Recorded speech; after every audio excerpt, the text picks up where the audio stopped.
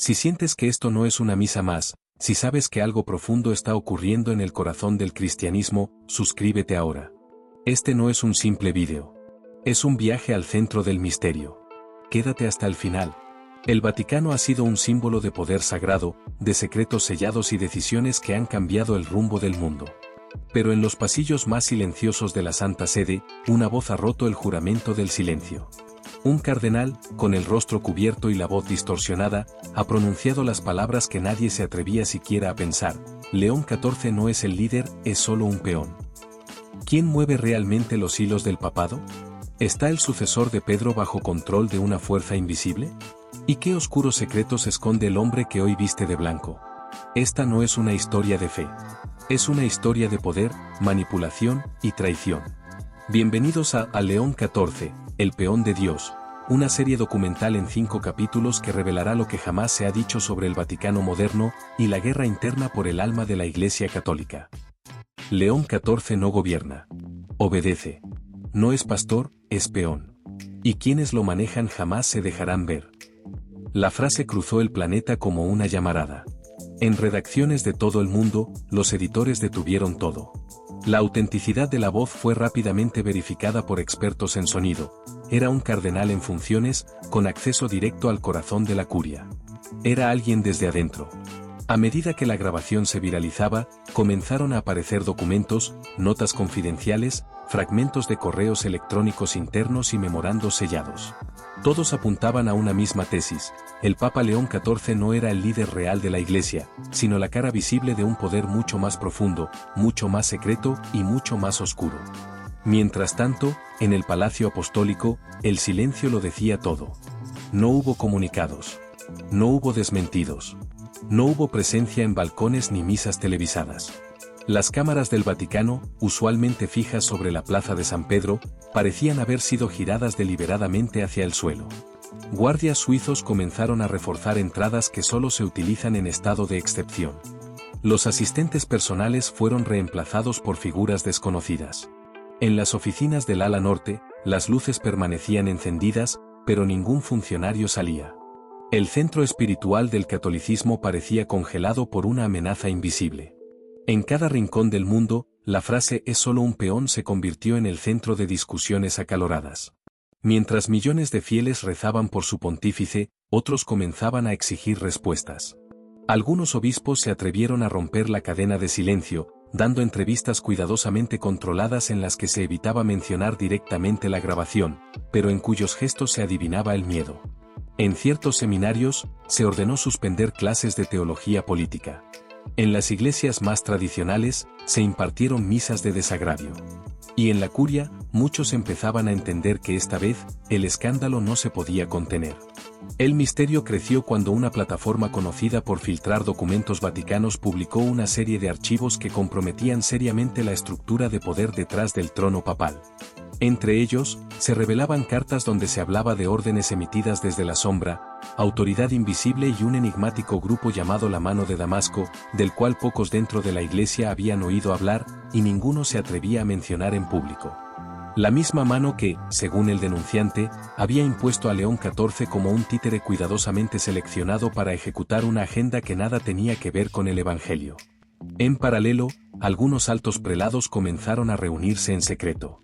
El cardenal que aparecía en la grabación no era el único. Había otros. Sacerdotes jóvenes, monjas, obispos exiliados, todos compartiendo una misma preocupación: que la figura del Papa se había vaciado de contenido, que su poder era ceremonial, y que alguien, desde algún lugar, estaba decidiendo el destino de la Iglesia y del mundo cristiano. Uno de ellos envió un mensaje encriptado a la prensa: el Papa ya no escribe sus propios discursos. El anillo se ha convertido en una jaula. A nivel internacional, la preocupación se transformó en tensión geopolítica. Las embajadas comenzaron a pedir reuniones discretas. Algunos gobiernos temían que el colapso de credibilidad del Vaticano pudiera generar un efecto dominó en sectores conservadores, alianzas diplomáticas y hasta sistemas financieros vinculados a los activos eclesiásticos. En ciertos círculos, incluso se especulaba con un posible reemplazo no oficial del Papa, una especie de doble gobierno que ya estaría operando en las sombras. Sin embargo, la reacción del Vaticano fue desconcertante: silencio absoluto. Ni una palabra del portavoz oficial. Ni una misa pública del Santo Padre. Ni una señal en las ventanas de su residencia. El centro del catolicismo lucía cerrado por dentro. Las puertas de bronce de la sede apostólica fueron cerradas por primera vez en décadas. Las rutas de acceso para periodistas fueron suspendidas sin explicación. El aire en la plaza de San Pedro era pesado. Como si Roma respirara con dificultad. Algunos vaticanistas veteranos comenzaron a compartir lo que sabían entre susurros. Que León XIV llevaba meses aislado. Que no tenía contacto directo con los cardenales más poderosos. Que los discursos le eran entregados con días de antelación, sin margen para modificar una sola palabra. Que en una ocasión, durante una reunión confidencial, el Papa había intentado hablar fuera del protocolo y fue interrumpido en seco por uno de sus propios asistentes. Que la noche antes de la filtración, alguien había visto al pontífice caminar solo, con la mirada perdida, murmurando frases incomprensibles bajo la lluvia. En las redes sociales, millones de personas comenzaron a compartir fragmentos del vídeo del cardenal, analizando cada palabra, cada pausa, cada símbolo de fondo. En uno de los fotogramas, se distingue una silla vacía frente al altar, como si alguien hubiera abandonado el lugar abruptamente. En otro, se ve lo que parece ser una hoja de papel con el escudo vaticano parcialmente quemado. Y al fondo, el sonido de unos pasos que se acercan apresuradamente antes de que la imagen se apague bruscamente. Todo indica que la grabación fue interrumpida por la fuerza. Ese silencio, esa falta de explicación, fue lo que más inquietó al mundo.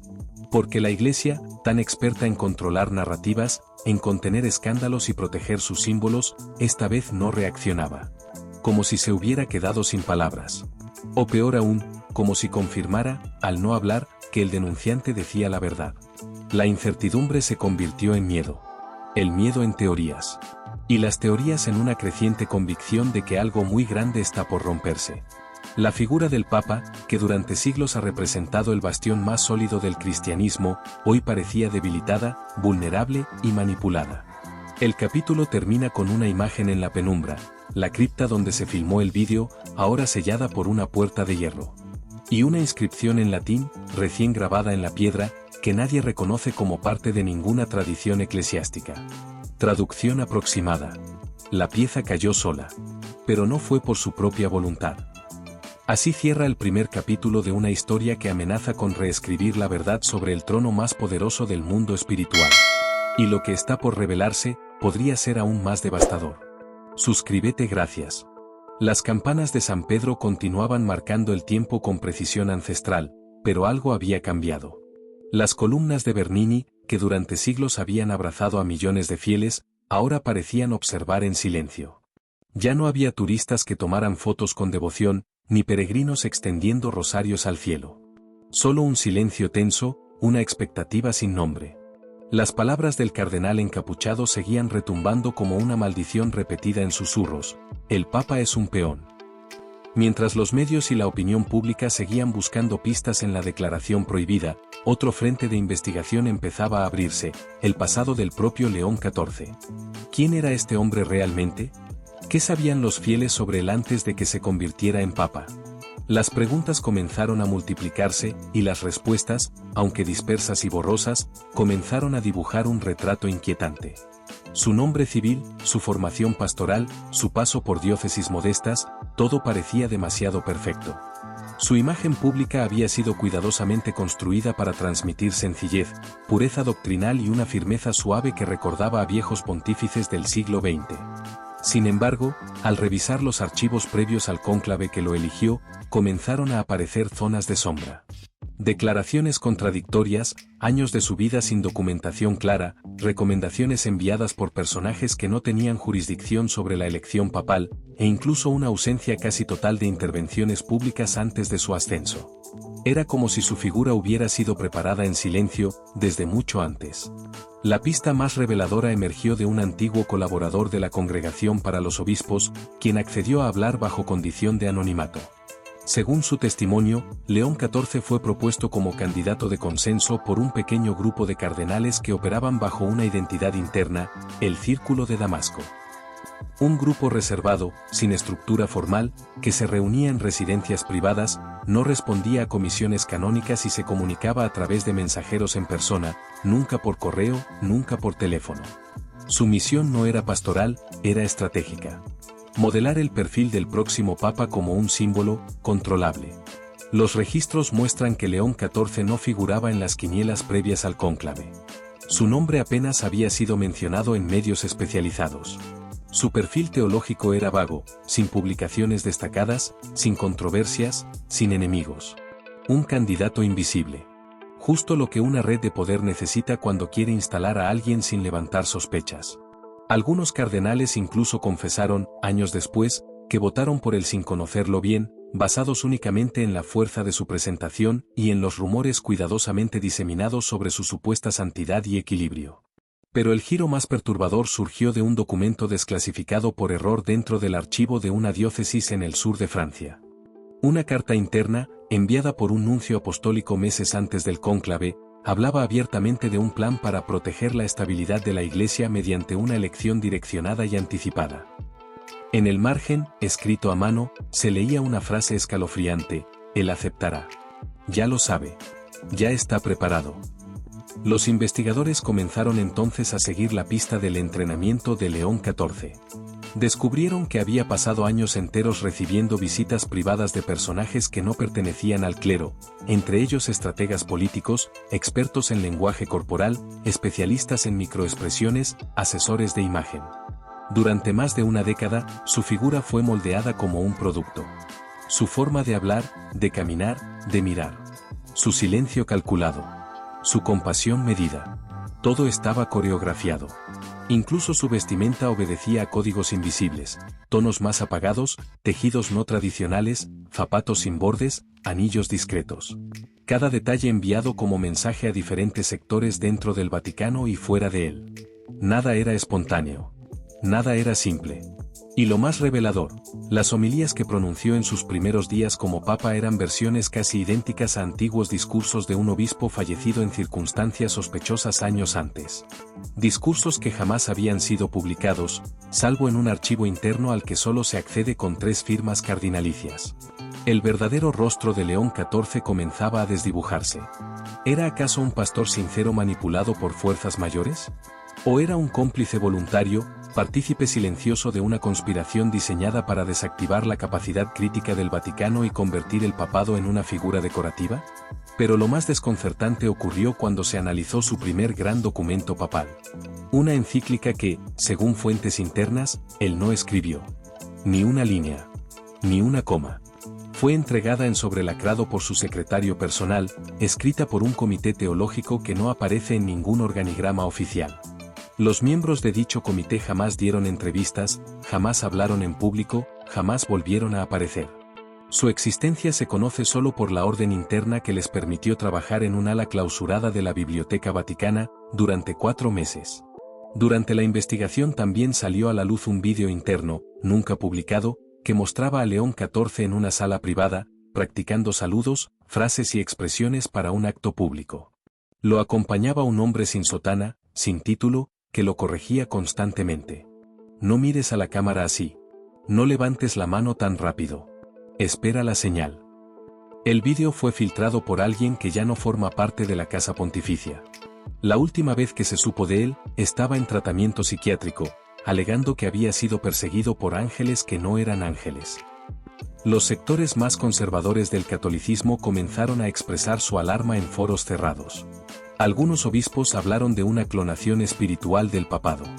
Otros usaron términos aún más graves: una ocupación litúrgica, un simulacro sagrado, una máscara sobre el rostro de Pedro. Se desató un pánico entre ciertos monasterios contemplativos. Varias abadías comenzaron a retirar imágenes del Papa de sus muros, en señal de protesta silenciosa. Era como si el alma misma de la Iglesia estuviera siendo robada desde dentro. Y en el centro de todo, León XIV, cada vez más ausente, más pálido, más encorvado. Se le vio menos en público. Sus misas fueron acortadas. Su voz, antes pausada pero firme, empezó a apagarse. Algunos aseguran que en la última consagración, sus labios se movían sin emitir sonido. Otros dicen que al final de esa misa, Permaneció quieto frente al altar durante más de 10 minutos sin decir una palabra. Como si esperara una orden. Como si no supiera qué hacer sin guión. Las últimas líneas de este capítulo revelan una escena filtrada por un clérigo arrepentido, un vídeo tomado con un celular oculto donde se ve al Papa en su capilla privada, de rodillas, solo, repitiendo una frase en voz baja una y otra vez. No soy yo, no soy yo, no soy yo. Las murallas del Vaticano, erguidas como centinelas de piedra a lo largo de los siglos, parecían más impenetrables que nunca. Desde el exterior, la Santa Sede continuaba mostrando su habitual solemnidad. Las columnas, las estatuas, la plaza, todo intacto, todo cuidadosamente orquestado. Pero por dentro, el aire se había vuelto irrespirable. No por falta de oxígeno, sino por exceso de vigilancia. Cada palabra, cada movimiento, cada gesto mínimo, era observado. Grabado. Archivado. Y en muchos casos, castigado. A medida que crecía el escándalo en torno al supuesto control de León XIV por parte de una estructura secreta, comenzaron a aflorar los primeros brotes de disidencia. Voces que hasta entonces habían permanecido en la obediencia ciega comenzaron a murmurar, a cuestionar, a organizarse. No eran revolucionarios. Eran creyentes. Monjas de clausura, sacerdotes jóvenes, seminaristas que aún creían que el Espíritu Santo debía ser más fuerte que cualquier comité de sombras. Y también algunos obispos, silenciosos, invisibles, que empezaron a llamarse entre sí con una palabra olvidada, resistencia. Pero resistir en el corazón del Vaticano no era un acto de heroísmo, era una sentencia. Desde hacía meses, todo intento de advertir sobre la falsificación del papado era interceptado. A cada paso que daba un sacerdote honesto, lo precedía una sombra. Algunos clérigos que intentaron contactar con medios independientes desaparecieron. Uno de ellos fue encontrado en un convento abandonado, sin documentos, sin voz, con la mirada rota. Otro, más joven, fue trasladado de urgencia a una misión en el desierto del Sáhara con una orden sellada, servicio sin comunicación externa por tiempo indefinido. Los mensajes comenzaron a circular en códigos antiguos, escritos con símbolos medievales, dejados entre páginas de misales o dentro de rosarios huecos. Las cartas eran enviadas por medio de fieles laicos que cruzaban fronteras sin ser detectados. Las reuniones tenían lugar en criptas cerradas, en confesiones fingidas, o incluso en las sacristías, mientras se preparaban misas rutinarias. El enemigo era invisible. El miedo, absoluto. Pero algo comenzaba a tomar forma. Porque había quienes no estaban dispuestos a permitir que la fe fuera secuestrada. Una monja de una orden contemplativa en España fue la primera en hablar. Envió un manuscrito al arzobispado local, 17 páginas escritas a mano donde narraba cómo había sido presionada para dejar de orar por el Papa. Según su testimonio, una superiora enviada desde Roma le había dicho, «Tu plegaria desestabiliza el plan. El plan ya ha sido aprobado». Cuando el arzobispo intentó protegerla, recibió una llamada directa desde la nunciatura, debía suspender cualquier investigación para preservar la unidad eclesial. Días después, la monja fue trasladada a un convento en la Patagonia Argentina. Nadie volvió a saber de ella. En México, un obispo que había comenzado a sospechar del control ejercido sobre León XIV decidió hablar discretamente con medios católicos independientes.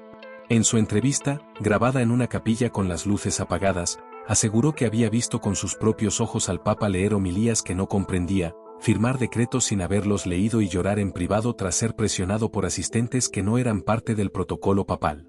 El vídeo nunca llegó a emitirse. Horas antes de su publicación, el canal fue hackeado, los archivos destruidos y el obispo, desaparecido. Su diócesis fue intervenida en menos de una semana. Los casos comenzaron a acumularse como una procesión de fantasmas. Un sacerdote con información sobre los señores del Vaticano fue encontrado sin vida en un hotel de Varsovia. Un teólogo fue acusado súbitamente de herejía por una frase extraída de contexto en una obra publicada una década atrás. Un seminarista fue expulsado por actividades no compatibles con la vida religiosa, aunque lo único que había hecho era preguntar quién escribía realmente los discursos del Papa. El Vaticano, corazón palpitante del catolicismo, amaneció con un silencio que no era normal. No el silencio reverente de las oraciones ni el recogimiento habitual de los monjes en la madrugada. Era un silencio que dolía, que pesaba, que anunciaba que algo irrevocable había sucedido. Ese día, por primera vez en casi 2000 años de historia, El trono de Pedro se encontraba, física y simbólicamente vacío. No hubo comunicado oficial. No se escuchó el repicar de las campanas que suelen anunciar la muerte de un pontífice, ni la blanca columna de humo que marca el inicio de un nuevo cónclave. No hubo ruedas de prensa ni comunicados de la oficina de prensa de la Santa Sede. Pero la silla papal, ubicada en la capilla privada del Palacio Apostólico, fue encontrada sin su ocupante. Y con ella, un documento manuscrito que nadie se atrevió a leer en público. Solo 2 palabras escritas con trazo irregular, marcadas por gotas de cera roja. Non liber est. No es libre. A las pocas horas, la noticia ya era imposible de contener. El Papa León XIV había desaparecido. No huido, no exiliado, no muerto. Desaparecido sin rastro. Sin aviso previo. Sin escolta. Sin registros de salida. Su guardia personal fue encontrada desconcertada, sin explicaciones, sin órdenes nuevas. El Vaticano ordenó cerrar todas las puertas. Y sin embargo, el mundo ya sabía lo que eso significaba, el escándalo había tocado el punto de no retorno. Los medios de comunicación, divididos entre la incredulidad y el sensacionalismo, comenzaron a lanzar hipótesis desesperadas. Algunos hablaban de una operación interna de emergencia. Otros, de un secuestro político. Incluso hubo quienes aseguraron que el Papa estaba escondido bajo tierra, en los túneles del Vaticano, protegido por un grupo de monjes leales a la resistencia. Pero lo que más inquietaba a los creyentes no era el paradero físico del pontífice, sino la posibilidad de que jamás hubiera sido libre para decidir nada. El dossier filtrado por el testigo, días antes de su última aparición pública, parecía anticiparlo todo. En sus páginas finales, describe una reunión secreta en la que uno de los llamados señores del Vaticano se dirige al grupo con una frase que ya forma parte de la historia no escrita de la Iglesia. El Papa no gobierna. Representa. Y cuando deja de representar, se reemplaza. La posibilidad de que León XIV hubiera sido un prisionero ceremonial durante todo su pontificado sacudió los cimientos de millones de fieles. No solo por la violación espiritual que eso implicaba, sino porque colocaba a toda la Iglesia en una posición de nulidad teológica sin precedentes. Si el Papa no decidía, si el Papa no hablaba con libertad, si el Papa era una marioneta, entonces, ¿quién tenía el verdadero mando de la fe católica?